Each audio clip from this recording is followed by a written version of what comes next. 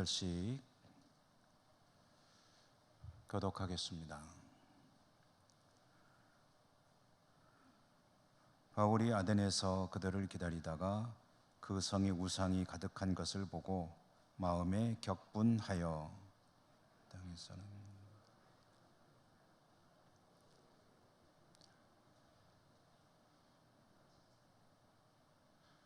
스크린에 성경이 잘못 나왔는데요. 성경책을 보고 읽도록 하겠습니다. 18절 제가 읽습니다. 어떤 에피쿠로스와 스토아 철학자들도 바울과 쟁론할세 어떤 사람은 이르되 이 말쟁이가 무슨 말을 하고자 하느냐 하고 어떤 사람은 이르되 이방 신들을 전하는 사람인가 보다 하니 이는 바울이 예수와 부활을 전하기 때문이러라.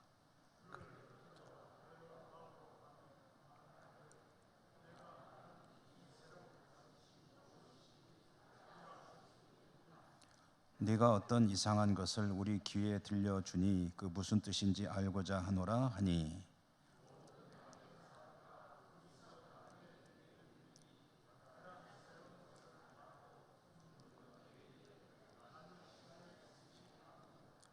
바울이 아레오바고 가운데 서서 말하되 아덴 사람들아 너희를 보니 범사에 종교심이 많도다.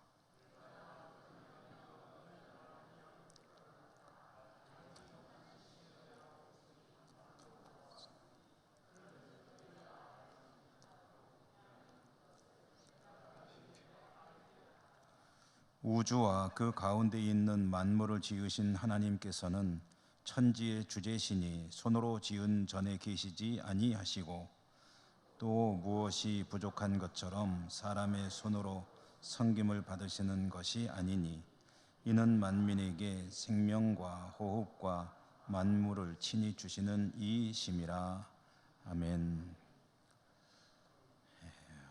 오늘도 말씀의 은혜가 여러분과 함께 하시기를 기원합니다. 오늘은 신약성경 읽기 138번째이고요. 사도행전으로 들어와서는 41번째로 오늘 주신 말씀, 본문의 말씀을 읽었습니다. 말씀을 전해드리는 내용은 17장 16절부터 마지막 절인 34절까지를 내용으로 말씀을 전해드리는데 읽는 것은 다 끝까지 읽지 않고 중간까지만 읽었습니다. 사도 바울의 2차 선교 여행, 빌립보 성으로부터 시작되는 또 유럽 선교 이야기를 읽어나가고 있습니다. 빌립보에서 데살로니가 그리고 베레아에서 선교했고요. 또 베레아에서 선교를 잘 했는데 유대인들의 방해로 다시 베레아를 급히 떠나게 되었죠. 얼마나 급했는지 일행인 실라와 디모데는 그대로 두고 베레아의 형제들이 사도 바울을 이제 말하자면은 보호하면서 아덴까지 동행하면서 이제 인도했습니다. 그래서 바울은 아덴에 도착했고 실라와 디모데는 아직 베레아에 있는 상황에서 이제 바울은 자신을 아덴까지 데려다 주고 돌아가는 사람들에게 실라와 디모데를 빨리 이제 내가 있는 곳으로 보내 주십시오 하고 부탁을 하게 됩니다. 이제 바울의 아덴 사역, 아테네죠. 아테네, 성경에서는 아덴이라고 되어 있는데 이 아테네 선교 이야기를 오늘 우리가 이제 읽었습니다. 아테네라고 하는 도시를 잠깐 알아보는 것이 좋겠습니다. 아테네는 그리스에서는 여러분들도 가장 잘 아실 것 같은 그 이름을 많이 들어보았을 그런 도시 국가입니다. 스파르타와 함께 그리스의 많은 도시 국가들 연합이죠. 연맹군을 이루어서 이제 다른 나라들하고 전쟁도 하고 하는데 이 그리스 연합군을 이끌어가는 도시가 스파르타와 아테네입니다.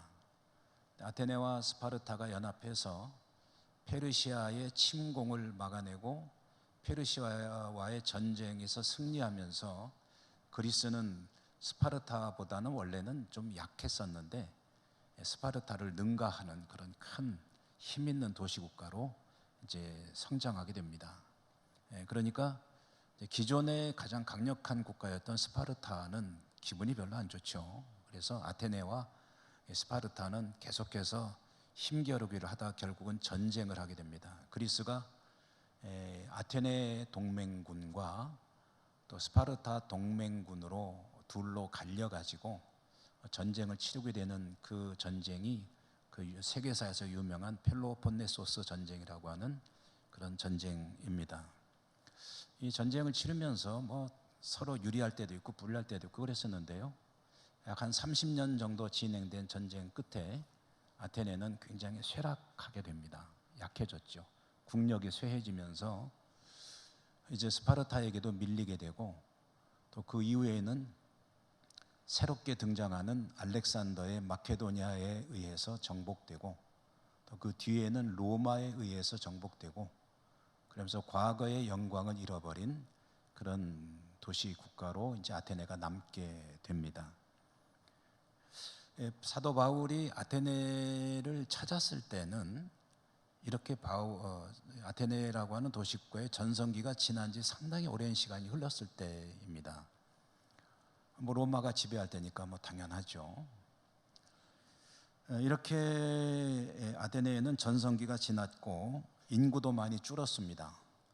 그리고 상업적으로도 별로 주목받지 못하는 도시였고 정치적으로 군사적으로도 역시 그렇게 뭐 탁월한 도시가 되지 못했습니다.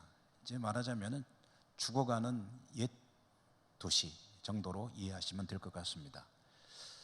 근데 다른 것들은 다 이렇게 쇠락했지만 한 가지 여전히 명성을 떨치는 분야가 있었습니다. 그게 뭐냐면 과거의 소크라테스, 플라톤, 아리스토텔레스로 이어지는 철학의 중심지라는 것, 그리고 지성 세계, 그러니까 그리스라고 하는 도시에서만 중심이 아니라 전 세계의 학문과 지성의 중심지가 바로 이 아테네였다. 그리고 종교적으로는 대단히 개방적인 도시였다 하는 것이 이제 바울이 도착한 아테네의 특징이었습니다.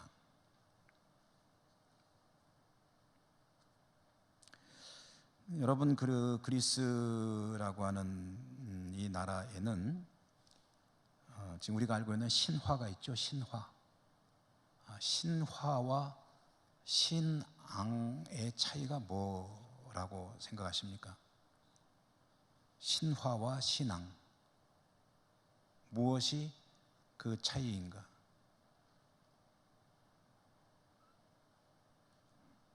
제가 얼른 이렇게 말한 분의 이름이 생각이 안 나는데요. 신화와 신앙의 차이를 이렇게 표현한 분이 있었습니다. 효력을 잃은 신앙이 신화이다. 그러니까 신앙으로서는 의미가 없어졌을 때 그것은 신화로 남게 된다. 우리나라에도 신화가 많죠. 단군 신화를 비롯해서. 근데 그 단군 신화가 진짜로 있었던 일이라고 믿는 사람은 그렇게 많지 않을 겁니다. 그러니까 이제 효력을 잃은 신앙이 이제 신화로 남게 되죠. 이 그리스에는 그 당시에는 이제 신화가 아니라 신앙입니다. 오늘날에는 신화로 남아 있죠. 그런데 주신, 제우스를 주신으로 하는 올림푸스 12신과 그 외에도 수많은 신들이 존재하는 것이 그리스의 신들의 세계였습니다.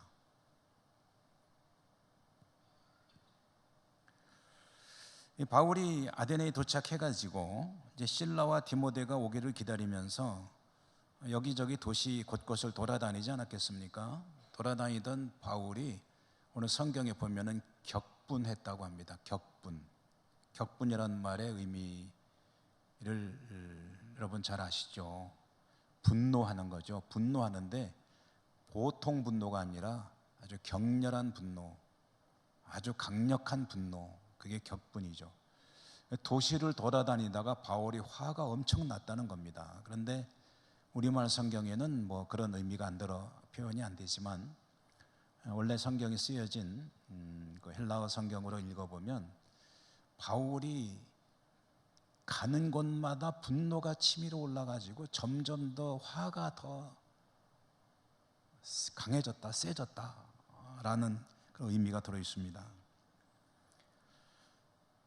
이 바울의 분노는 그런데 어떤 분노냐면요, 하나님께서 우상을 볼 때 느끼시는 그 분노, 그 분노로 표현할 때 쓰는 단어가 지금 여기에 쓰였습니다. 그러니까 이게 뭐냐면은 바울의 분노는 하나님께서 분노하시는 것과 같은 것이었다. 그래서 저는 이것을 이제 거룩한 분노다 이렇게 표현을 하고 싶은데요. 시내를 다니면 다닐수록 화가 점점 더 머리끝까지 치밀어 오르는 겁니다. 왜냐하면 가는 곳마다 우상을 섬기는 신전들이 있고 우상에 서 있기 때문입니다. 여러분 상상을 해보시죠. 우리 예천 읍내에 가는 곳마다 우리가 보면 마음이 불편한 우상 또는 비슷한 것들이 서 있다고 생각해 보십시오. 볼 때마다 기분이 어떠시겠습니까? 주여, 요즘에는 제가 뭐 그렇게 기도를 전보다 이렇게 드러내놓고 하는 건 좀 덜하는 것 같은데, 처음에 우리 예천교회 부임하고 심야기도 할 때 우리가 항상 기도했던 것 중에 우리 예천의 우상의 도시라는 표현을 갖고 쓰고 했죠. 기독교 복음화율이 너무 낮고, 그리고 다른 뭐 특별히 어느 종교를 지칭하지는 않지만 뭔가 너무 좀 성해도 너무 성한 것 같은 그런 것 때문에 때로는 막 화가 날 때가 좀 있거든요. 바울의 심경이 그렇다는 거죠. 오늘날도 여러분 아테네라고 하는 도시를 이제 가보신 분도 계실 것이고 또 앞으로 가보실 분도 계시겠죠. 그 아테네에 가보면요, 신전 유적들이 그 도시 곳곳에 정말 지금은 유적으로 남아 있죠. 유적 그 곳곳에 있습니다. 곳곳에 가는 곳마다 심하게 표현하면 눈만 돌리면 들어옵니다. 아테네의 가장 높은 언덕 위에는 초등학교 때부터 국민학교 때부터 사회책에서 보고 배웠던, 역사책에서 보고 배웠던 그 파르테논 신전이라고 하는 유명한 그 신전이 떡하니 버티고 서 있고, 그리고 언덕 위에 올라가서 시내를 내려다보면은 그러면 곳곳에 그 신전의 유적지들이 있는 것을 보게 됩니다. 파르테논 신전이 있는 언덕에 올라가서 쭉 시내를 내려다보면 아주 커다란 신전의 유적이 있는 걸 보는데, 그게 바로 이제 제우스 신전의 유적지이고요. 이 아테네라고 하는 이 도시는, 그 파르테논 신전은 아테네라고 하는 도시의 수호신이라고 여겨지는 아테나 여신을 숭배하기 위해서 세워진 신전인데, 그 규모나 또는 건축 예술적인 가치 면에서는 세계적인 것이라고 하죠. 그래서 아주 전 세계적인 문화유산으로, 유네스코 문화유산으로 등재도 되어 있고 아주 그런 곳인데요. 저는 그것을 보면서 여행하는 사람들이야 야 이렇구나 저렇구나 하고 생각하겠지만, 사도는 그걸 볼 때마다 보는 너무 곳곳에 산재해 있는 그 신전들을 보면서 계속해서 끓어오르는 분노를 주체하지 못하고 있었다.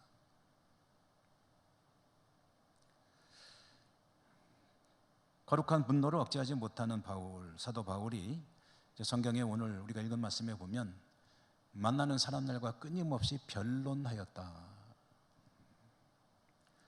여기서 이제 변론했다는 말은 어떤 의미를 가진 단어냐면은요, 자신의 감정을 잘 절제하고 차분하게 자기가 하고 싶은 이야기를 전개해 나갈 때 쓰는 단어가 이 변론이라는 말입니다. 그러니까 홧김에 고래고래 소리지거나 막 말하자면 핏대를 올리면서 막 욱박지르거나 막 따지듯이 덤비거나 하는 게 아니라 차분하게 바울은 가는 곳마다 복음을 전하는데, 근데 자신의 가지고 있는 그 복음을 이제 그들에게 말했다 하는 것입니다. 말하자면 점잖게 자기 이야기를 했다는 거죠. 안식일이면 회당을 찾아가서 유대인들과 하나님을 경외하는 사람들에게 복음을 전했습니다. 이것은 어느 도시를 가나 항상 하던 일이죠.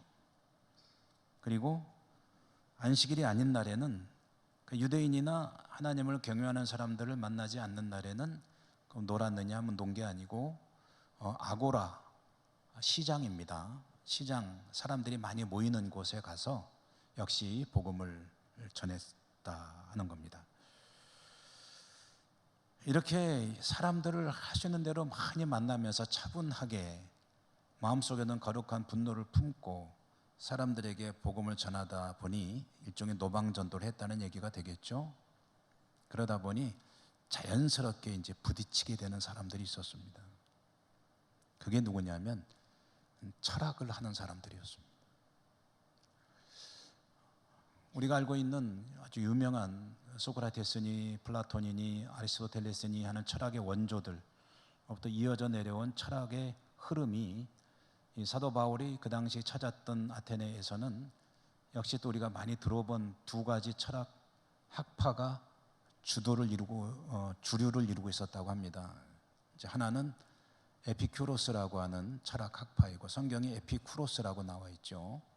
또 하나는 스토아라고 하는 철학 학파였습니다. 스토아와 에피쿠로스, 당시를 대표하던 철학 사상 학파였는데요. 우리에게는 흔히 에피쿠로스는 쾌락주의로 알려져 있고 스토아 철학은 금욕주의로 많이들 알려져 있죠.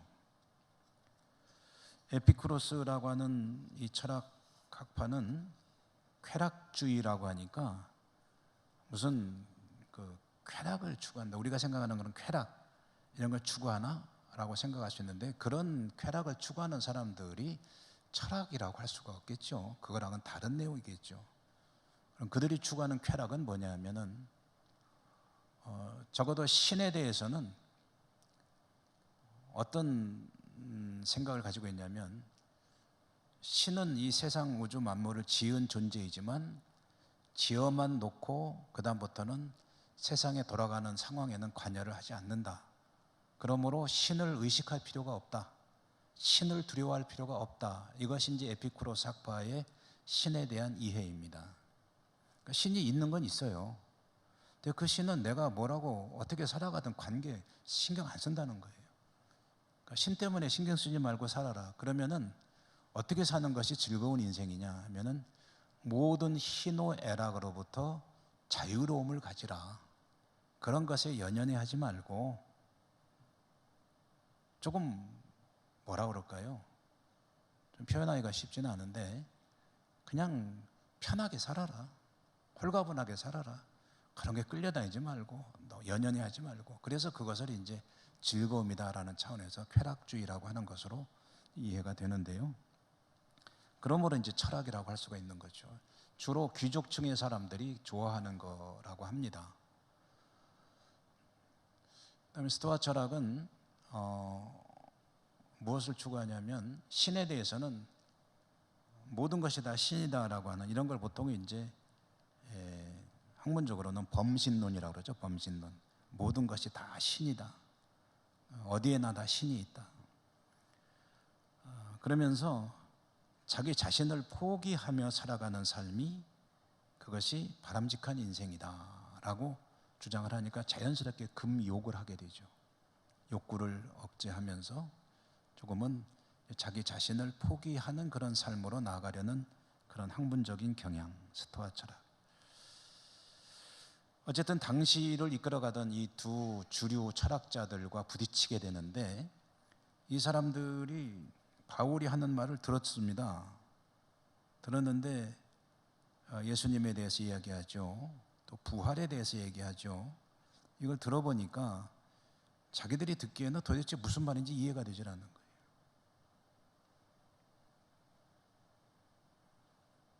사실 뭐 철학자들만 이해가 안 되겠습니까?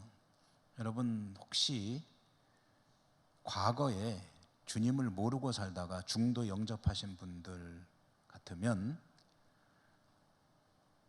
내가 주님을 제대로 믿기 전에 누가 와서 전도하려고 그러면 그 말이 뭐 이해가 되시던가요? 다 모태신앙은 아니시죠? 그러면 예를 들어 30대에 내가 주님을 영접했다. 근데 그때 나를 열심히 전달하고 했던 그 권사님이 말이야 와서 뭐라고 여기는 하는데 그냥 들어도 솔직히 그때는 전혀 감동도 없고 무슨 죄송한 편이지만 헛소리를 하시는가. 그러다가 어느 날 어느 순간 그 엉뚱한 소리 같던 이해할 수 없었던 그 말씀이 진짜로 믿어지게 되고 받아들여지게 되고 그러면서 이제 믿음이 자라기 시작하는 거 아니겠습니까? 바울은 복음을 열심히 전했습니다마는 그 이야기를 듣는 철학자들 또는 철학을 나름대로 중요하게 생각하고 살아가는 사람들, 그 사람들은 바울의 말을 이해할 수도 없고 받아들일 수도 없었습니다. 그래서 바울에게 별명을 하나 붙이는데 뭐라고 붙였냐면 말쟁이라는 별명을 붙이게 됩니다. 말쟁이. 말쟁이라는 말이 그러면 우리식으로 말하면 뭐라고 하는 게 좋을까요? 우리는 말쟁이라기보다는 떠버리? 뭐라고 할까요?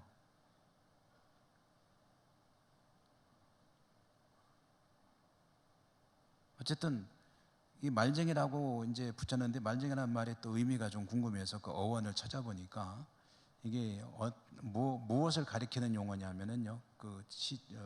원래 단어의 뜻이 새인데 어떤 새냐면요. 씨를 종자를 쫙 뿌려놓으면은 그거 쫓아다니면서 다 집어먹는 새를 가리키는 용어를 말쟁이에다 갖다 쓴다는 겁니다. 그 왜 종자들을 집어먹는 새에다가 말쟁이라는 그 의미를 부여했냐면 그 새가 그 종자를 집어먹을 때 뭔지도 모르면서 막 수집하듯이 먹는다는 거죠. 그래서 말쟁이는 어떤 사람을 가리키냐면 이런저런 말은 많이 하는데 무슨 말 하는지 지도 모르고 듣는 사람도 모르고 근데 마치 아는 거는 많은 것처럼 계속 떠들어대는 사람, 이런 사람을 말쟁이라는 용어를 썼다고 하는데 바울에게 그 별명을 갖다 붙인 겁니다.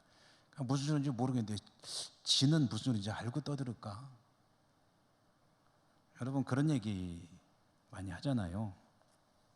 사실은 뭐 저도 가슴이 뜨끔할 수 있는 얘기인데 설교에 비유한다면 듣는 분들이 도대체 오늘 말씀은 무슨 소리인지 잘 모르겠다. 못 알아들으면은 지금 설교하는 저 설교자도 무슨 소리인지 모르고 한다는 소리야. 강의를 하는데 선생님이 학생들이 무슨 말인지 도저히 못 알아듣겠어요. 그러면은 강의하는 선생님도 지금 모르고 떠들고 있다. 그럴 때에 쓰는 용어가 이 말쟁이입니다. 자기도 뭔지 모르면서 계속 떠들어대는 사람. 그 철학자들은 그 바울이 계속 그러고 다니는 걸 보다가 이제 어느 날 이보시오. 당신 그러지 말고 저 아레오바고에 가서 한번 당신이 하고 싶은 얘기를 마음껏 해보시오. 라고 이 바울을 아레오바고로 데리고 갔습니다. 이 아레오바고가 뭐냐면 일종의 법정입니다. 역시 그 아테네에 가보면은 지금 그 아레오바고에 바울이 여기에서 이제 연설을 하였다라는 그런 일종의 명패까지 바위에 새겨놓은 데가 있습니다. 그 자리, 근데 법정인데 재판을 하기 위해서 데리고 간 건 아니고 너 하고 싶은 말 한번 기회를 줄 테니까 마음껏 해봐라 라고 이제 기회를 준 겁니다. 그렇다고 해서 또 듣고 싶어서 그런 것도 아니고 이게 뭔가 좀 일종의 시험대, 비슷한 걸로 바울에게 기회를 준 겁니다.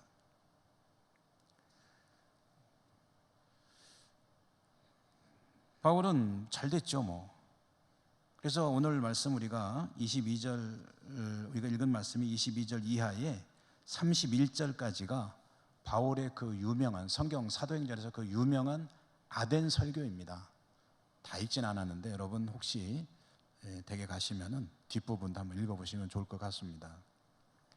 유명한 바울의 아덴 설교, 그 중에서도 또 특별히 유명한 대목 22절에 보면 바울이 이렇게 시작을 합니다.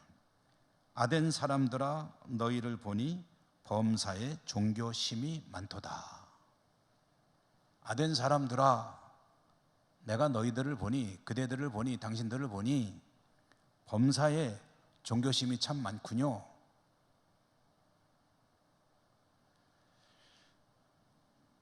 여기서 범사에 종교심이 많도다라고 하는 말의 의미가 무엇일까? 이 말은요, 좀 더 직설적으로 옮겨보면 참 미신적인 사람들이다, 당신들은. 그러니까 영적인 사람들이다. 모든 면에 영적인 것들을 연관시키는 사람들이로군요 라는 그런 말로 시작을 하고 있는 겁니다. 이 대목을 보다 보니까 좀 떠오르는 것이 하나 있어서 여러분에게 잠시 말씀드리면, 제가 한 기독교 문학가, 기독교적인 바탕에서 다른 글은 안 쓰고 기독교와 바탕을 두고 있고 기독교를 소재로 하는 소설 글만을 쓰는 사람들을 보통 기독교 작가라고 그러지 않습니까? 대표적으로 뭐 김성일 장로 같은 분, 그런 분들이 이제 기독교 작가인데 이름이 현의섭 작가인 것 같은데요. 혹시 틀릴지도 모르겠습니다. 하도 오래전에 그 글을 본 현의섭 작가가 아마 맞을 것 같습니다. 그분의 글을 어디 이제 조그마한 칼럼을 쓴 거를 읽다 보니까 그런 질문, 자기가 한번 그런 질문을 하는 이야기가 있었어요. 뭐냐면 이분이 차를 한 잔 마시려고 차를 따라 놓고서 이제 차를 물끄러미 바라보는데 문득 그런 생각이 들더라는 거예요. 이 차를 한 잔 마시는 것이 영적인 의미가 있는 일일까 하는 질문이 스스로에게 든 거죠. 차를 한 잔 마시는 것이 영적으로 의미가 있는 일일까? 뭐 생각해보면 아무것도 아닌 이야기 같은데, 저는 그때 그 글을 읽다가 거기에 좀 말하자면 속된 말로 꽂혀가지고 한참을 들여다보며 생각을 했던 기억이 납니다. 차를 한 잔 마시는 것이 영적으로 의미가 있는 것일까? 이 말은 어떤 뜻이냐면은 이것도 신앙적으로 의미가 있는 일일까? 차 한 잔 마시는 건 일상생활이잖아요. 밥 한 그릇 먹는 것도, 밥 한 숟갈 떠서 딱 먹는 것도, 그것도 그냥 일상생활이지 않습니까? 걸어서 어디를 가는 것도, 그 다음에 이런저런 여러 가지 일들을 하는 것들이 다 그냥 하나의 생활의 일부일 텐데, 근데 이분은 거기에다가 한번 질문을 던져본 거예요. 이것이 말하자면 하나님을 믿는 믿음과 관계가 있는 일일까? 사실 굉장히 그런 면으로 좀 예민한 분들이 있죠. 그래서 무슨 일을 하든지 믿음이라는 것과 연결시키는 분들, 그런 게 좀 강한 분들이 있고 덜한 분들이 있잖아요. 밥을 먹어도 잠을 자도 누구를 만나도 아주 사소한 일들까지 이게 하나님께서 뭘 원하시나 뜻하시나 뭐 이런 것들을 계속 생각하고 자기 신앙과 연결시키는 쪽으로 굉장히 강한 분들, 근데 그게 아주 약한 분들, 뭐가 좋다 나쁘다 이야기가 아닙니다. 그런 분들이 있다는 거죠. 근데 아덴 사람들이 바울이 보니까 그렇다라는 이야기를 하는 겁니다. 아덴 사람들이요, 아덴 시민 여러분, 여러분들은 내가 보니까 참 모든 일에 다 영적인 것과 연관시키는 영적인 사람들이라는 것을 내가 알게 되었습니다.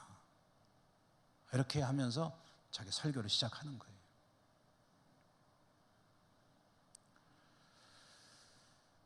자, 이렇게 시작하는 이유가 무엇일까 하면요, 그것은 바울의 일종의 선교 방식입니다. 바울은 여러분 새로운 도시에 가면 주로 어떻게 복음을 전했다고 했습니까? 방식이 있다고 그랬잖아요. 일종의 정해진 것처럼 패턴인 반복되는 패턴처럼 안식일이 되면 회당에 가서 유대인들이나 하나님을 경외하는 사람들에게 주 예수 그리스도의 복음을 전하고 당신들이 기다리고 있는 메시아가 바로 이분이시다라는 것을 이제 증언했죠. 그렇게 해서 복음을 전했고 그 복음을 받아들이는 사람들이 많았고 그랬는데 그 사람들에게 가지고 있는 공통적인 전제가 있습니다. 그게 뭐냐면요, 성경을 이미 알고 있는 사람들이라. 이 사람들에게는 복음을 전하는 게 쉽습니다. 그런 의미에서. 왜냐하면 당신들이 기다리고 있는 메시아가 바로 이분이다. 이것만 연결만 시켜주면 되거든요. 접점만 찾아주면. 여기 선이 하나 있고 여기 선이 하나 있는데 탁 접촉시켜서 스파크가 팍 튀게 되면은 이제 전류가 쫙 흐르게 되는 거예요.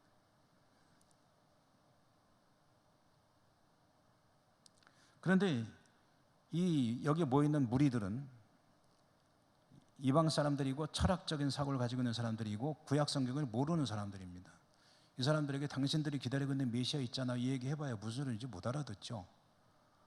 그러니 다른 방식으로 접근해야 되는데 그 접근하는 방식이 뭐냐면 여러분들 참 이 신앙적인 것, 영적인 것에 관심이 많은 사람들이군요. 종교적인 열심이 대단한 분들이군요. 참 신들을 잘 섬기시는군요. 훌륭하십니다. 제가 조금 이제 양념을 쳐가지고 의미를 좀 잘 전달하기 위해서 각색을 좀 하는 겁니다. 여러분 참 신들에 대해서 관심도 많으시고 호기심도 많으시고 섬기는 것도 열심히 하고 잘하시고 심지어는 당신들이 섬기는 신 가운데는 알지 못하는 신도 있더군요. 내가 돌아다니다 보니까 알지 못하는 신에게라고 하는 제단이 있는 걸 봤습니다. 제우스 신을 섬기는 신 제단도 있고 아폴론을 섬기는 제단도 있고 이 아테네 도시의 주신인 아테나 여신을 섬기는 제단도 있고 뭐 바카스 신을 섬기는 제단도 있고 뭐 이런 신 저런 신 뭐 수많은 신을 섬기는 제단이 있는데 내가 보니까 알지 못하는 신을 섬기는 제단도 있습디다.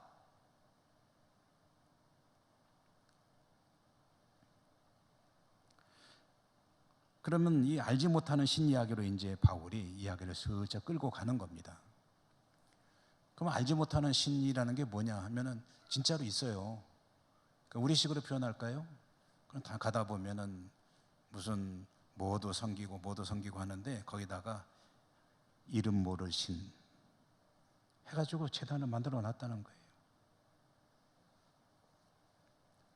그러면 아테네 사람들은 누군지도 모르는 신을 위한 제단을 왜 만들어 놨느냐 하는 게 궁금하겠죠. 그거 왜 만들어 놓냐면은 혹시 빼놓은 신이 있을까 봐. 제우스도 섬기고 다 수많은 신들 다 섬기는데 혹시 우리가 실수해서 미처 몰라가지고 그 신을 섬겨야 되는데 못 섬긴 신이 있을까 봐.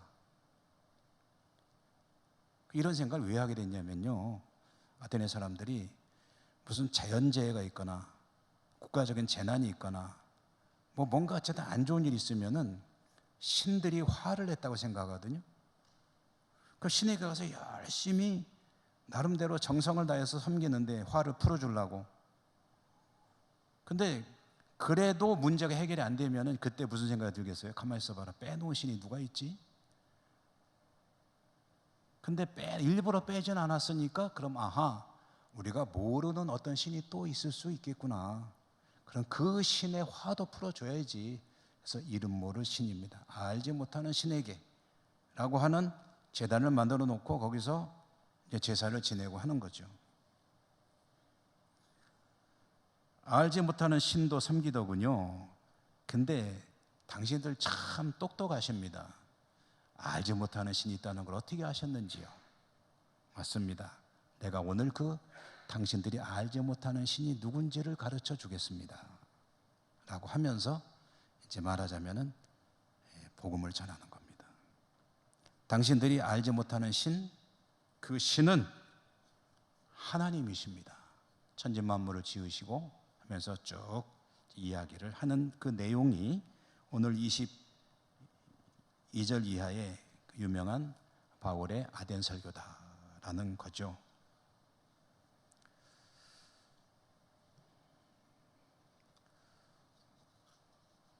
이렇게 아덴에 가서 사도 바울이 복음을 전했습니다마는 다른 이야기를 하자면 좀 길어져서 아덴 선교 오늘 마치려고 하기 때문에 다른 내용들은 조금 생략하고요. 이제 결론을 말씀드리면 바울의 아덴 선교는 어떤 신학자들의 평가에 의하면은 상당히 좀 실패한 선교였다 이렇게 말하는 이들도 있습니다. 그런데 저는 그런 생각이 들어요. 아덴에서 몇 사람 정도가 복음을 받아들였다고 하는데 사람 숫자가 적기 때문에 아덴 선교는 실패했는가? 하면 절대로 그런 거 아니다. 선교에는 성공과 실패라는 게 없다. 선교는 하느냐 안 하느냐가 문제지 성공했느냐 실패했느냐는 그건 하나님께서 보시는 관점으로 평가해야 되는 것이다. 선교사가 나가서 수십 년간 선교지에 머물면서 거기에서 정말 있는 힘을 다해 선교했는데 어떤 분들은 그렇게 생각할 수 있죠. 교회 하나도 못 세우고 전도 한 사람도 못하고 그렇게 끝나버렸다. 선교 실패했다라고 생각할지 모르겠어요. 그런데 그렇지 않습니다. 뒤집어 말해서 가가지고 선교 열심히 했는데 교회도 수십 개 세우고 그랬으면 성공한 것이냐? 물론 풍성한 열매를 거뒀으니 감사한 일이죠. 그렇지만 성공과 실패라는 기준으로는 평가할 수 없는 것이다. 성공과 실패는 사람이 하는 게 아니라 하나님만이 하시는 거기 때문에. 그러니까 선교는요, 여러분 우리 예천교회도 뭐 협력 선교를 하고 앞으로는 더 선교를 좀 많이 했으면 하는 마음의 소원을 가지고 있는데요. 드러난 성과, 외부적인 어떤 성과를 가지고 잘했네 못했네 하고 하는 판단하는 게 아닙니다. 그것만은 적어도 우리 예천교회는 그런 선교에 대한 마인드를 바르게 하고 선교에 나섰으면 하는 생각이에요. 복음의 씨를 뿌렸으면 어떤 열매를 거두냐는 것은 하나님께서 하시는 일이다. 그래서 미시오 데이라고 하는 라틴어 하나님의 선교는 하나님께서 하시는 것이다. 사람은 쓰임 받을 뿐이다. 알지 못하는 신을 섬기는 이유가 뭘지 이것만 잠깐 이야기하고 마치려고 합니다. 알지 못하는 신을 섬기는 이유가 뭘까요? 여러분, 그 심리의 근본은 불안이죠. 불안. 그리고 미래에 대한 두려움.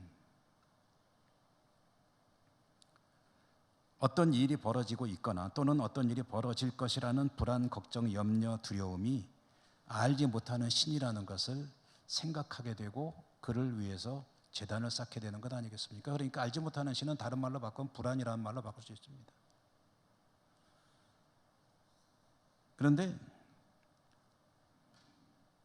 저나 여러분 우리들에게는 알지 못하는 신이 혹시 있을까요? 여러분, 신은 한 분뿐이시잖아요. 삼위로 일체가 되시는 하나님 한 분뿐인데 저나 여러분 우리는 그 하나님을 너무 잘 알고 있잖아요. 그러니까 우리에게는 알지 못하는 신이 있습니까? 없습니까? 알지 못하는 신은 다른 말로 하면 뭐죠? 불안과 두려움. 그러니까 하나님을 온전하게 바르게 믿고 의지하게 되면 불안이나 두려움이라는 것은 사실 존재하지 않는 것이 맞는 것이다. 하나님을 온전히 알고 있다면, 믿고 있다면, 그렇지 못할 때 그 불안이라는, 두려움이라는 알지 못하는 신이 하나님의 자리를 밀고 슬그머니 들어와 자리를 잡게 되는 것이다. 저나 여러분, 우리들의 마음이 하나님을 향한 믿음과 하나님을 아는 지식으로 가득 차서 불안이라는 알지 못하는 신이 자리 잡을 자리가 없는 그런 우리 모두가 될 수 있기를 주님 이름으로 축복합니다. 은혜로우신 하나님 감사합니다. 오늘도 말씀을 들었습니다. 말씀 속에 하나님께서 듣기를 원하시는 여러 가지 또 이야기들도 함께 들었습니다. 하나님을 온전히 믿고 의지함으로 두렵지 않고 불안이 없고 늘 충만한 삶으로 나가는 저희 모두가 될 수 있도록 인도하시며 축복해 주옵소서. 예수님 이름으로 감사하고 기도드립니다. 아멘.